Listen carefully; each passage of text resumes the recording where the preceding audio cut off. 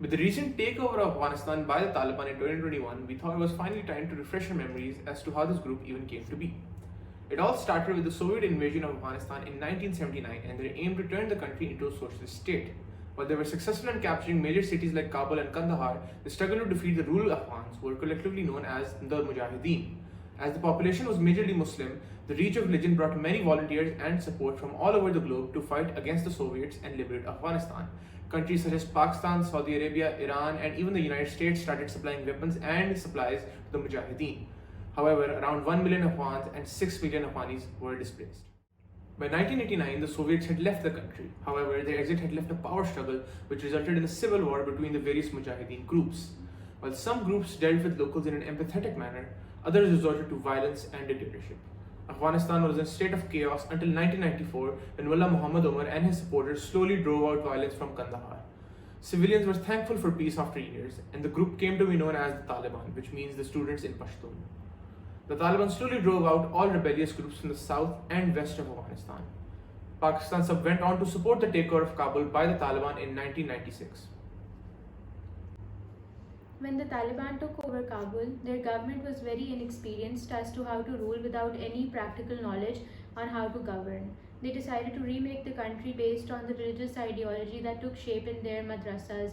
These madrasas were called Deobandi and were inspired by a certain interpretation of Islam, which was influenced by Pashtun culture.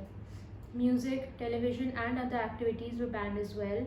Men had to grow beards, but the worst kind of oppression was imposed on women. Their educational rights were taken away from them as well as their right to go out without a male relative present. They were also banned from working, and schools for girls basically had to go underground. Beatings, stonings, and public executions were common punishment during their rule. Although some countries refused to recognize the Taliban's power, they soon found a very strong ally in the form of Osama bin Laden, who is the most wanted terrorist. After the 9/11, a US-led group invaded Afghanistan in order to capture Osama bin Laden and topple the Taliban. The Taliban regime surrendered, however, Osama managed to flee safely. The Taliban now could either become prisoners or they could continue fighting. Later on, the US promised to rebuild the country and turn it into a democracy. For this, they worked with the UN and invited Mujahideen leaders to set up an Afghan government and run the local government.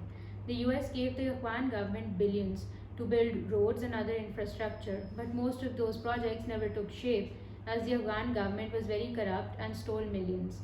The US government was helping Afghanistan but at the same time was also waging a war. They funded the Mujahideen leaders in exchange for their help in capturing Al-Qaeda members. A lot of civilian lives were lost throughout this whole ordeal and there was a lot of suffering.